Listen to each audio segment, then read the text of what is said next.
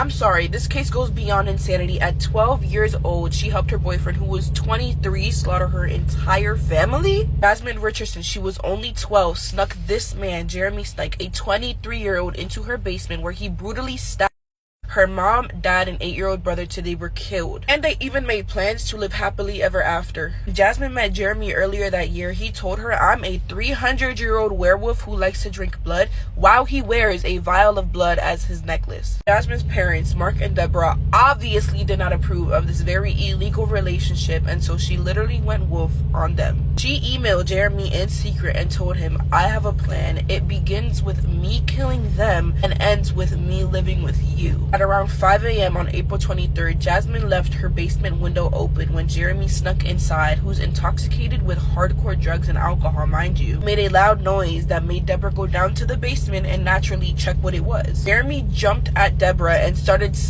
slashing her over 12 times while she's screaming for her husband. Mark runs to the basement with a screwdriver, jabs Jeremy in the eye, but that was not enough. Jeremy overpowers Mark, 24 times in the chest, but before he died, Mark asks him, why are you doing this? And Jeremy responds with, "Because it's what your daughter wanted."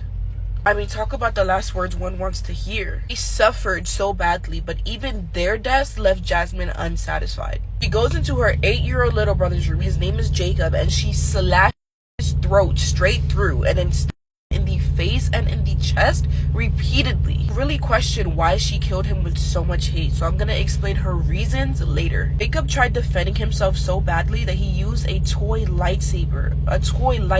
I mean, come on. After their triple homicide, Jeremy speeds back home in his pickup truck. He doesn't even wait for Jasmine. She had later arrived to his trailer home after stealing her mom's money, packing a bag full of clothes, and rinsing the knife of the blood that she killed her baby brother with. They ended the night by having sex in his trailer, and then later on they went to a house party where they started drinking, making out. She was sitting on his lap dancing. I mean, they were completely unremorseful. Jeremy was even bragging about gutting her parents like a fish and showing off his eye injury like a trophy to his friends. And even worse was Jasmine also telling her friends that her baby brother gargled while killing him. That's sick. After the house party, they ended up going to a convenience store with a friend, but they got caught and arrested. But let me say this, everything that even led up to this day is almost as disturbing. Jasmine was actually a normal girl with a normal family, but once she started hanging around the wrong group of gothic girls and using the internet, her behavior was off the rails. She started breaking every single rule. She would go to school in revealing clothing, mind you, she's in 7th grade. She was arguing with her parents constantly, and she even created a MySpace account where she faked her age,